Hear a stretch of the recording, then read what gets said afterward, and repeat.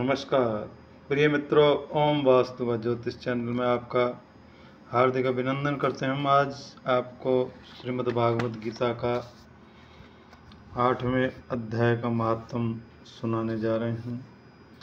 ये हमारे पितृदोष के जो वीडियो हैं उसका 8वां अध्याय का महात्म है।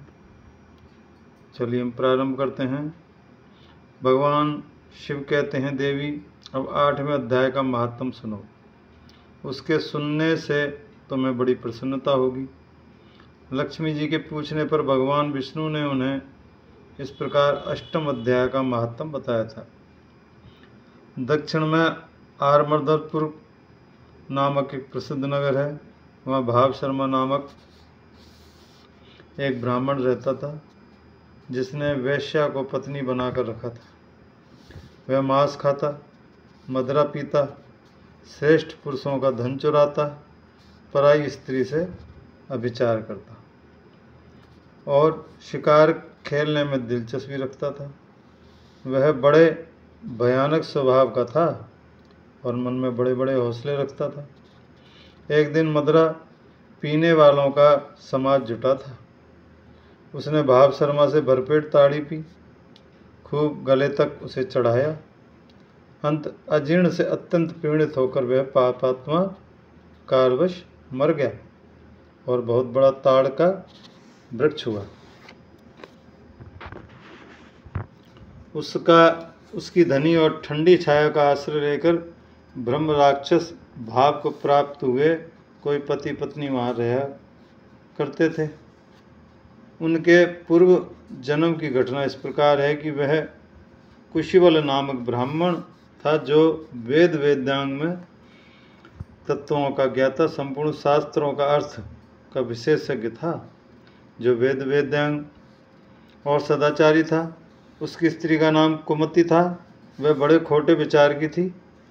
वह ब्राह्मण विद्वान होने पर भी अत्यंत लोभवश अपनी स्त्री के साथ प्रतिदिन भैंस, कालपुरुष और घोड़े आदि बड़े दोनों को ग्रहण किया करता था, परंतु दूसरे ब्राह्मणों को दान में मिली हुई कौड़ी भी नहीं देता था। वे ही दोनों पति पत्नी कालवश मृत्यु को प्राप्त होकर ब्रह्म राक्षस हुए। वे भूख और प्यास से पीड़ित हो इस पृथ्वी पर घूमते हुए उस ताड़ के वृक्ष के पास आए और मूल भाग में विश्राम करने लगे। इसके बाद पत्नी ने पति से पूछा, नाथ, हम लोगों का यह महान दुख कैसे दूर होगा? इस ब्रह्म राक्षस योनि में किस प्रकार हम दोनों की मुक्ति होगी? तब उस ब्राह्मण ने कहा, ब्रह्म विद्या के उपदेश, अध्यात्म तत्व के विचार और कर्म विधि के ज्ञान बिना किस प्रकार संकट से छुटकारा मिल सकता है? यह सुनकर पत्नी ने पूछा कि तद ब्रह्म किंद दत्मा की कर्म पुरुषोत्तम, वह ब्रह्म क्या है, अध्यात्म क्या है और कर्म कौन सा है? उसकी पत्नी ने इतना कहते कि जो आश्चर्य की घटना घटित हुई उसको सुनो। उपयुक्त वाक्य गीता के 8वें अध्याय का आधा श्लोक था, जिसके श्रवण से वह वृक्ष उस समय ताड़ के रूप को त्याग कर भाव शर्मा नामक ब्राह्मण हो गया। तत्काल ज्ञान होने से विशुद्ध चित्त होकर वह पाप के चोले से मुक्त हो गया तथा उस आधे श्लोक को ही महात्म से वे पति पत्नी भी मुक्त हो गए। उनके मुख से देवात की 8वें अध्याय का आधा श्लोक निकल पड़ा था। तदंत आकाश में एक दिव्य विमान आया और वे दोनों को पति पत्नी उस विमान पर आरूढ़ होकर सुरलोक को चले गए। वहाँ का ये सारा वृत्तांत अत्यंत आश्चर्यजनक था। उसके बाद उस बुद्धिमान ब्राह्मण भाव शर्मा ने आदर पूर्वक उस आधे श्लोक को लिखा और देव जनार्दन की आराधना करने की इच्छा से वह मुक्तदायिनी काशीपुर में चला गया। वहाँ उस उदार बुद्धि वाले ब्राह्मण भारी तपस्या प्रारंभ की। उस समय क्षीर सागर की कन्या भगवती लक्ष्मी ने हाथ जोड़कर देवताओं की देवता उत्पत्ति जगत जनार्दन से पूछा, नाथ, आप सहसा नींद त्याग कर खड़े हो क्यों गए?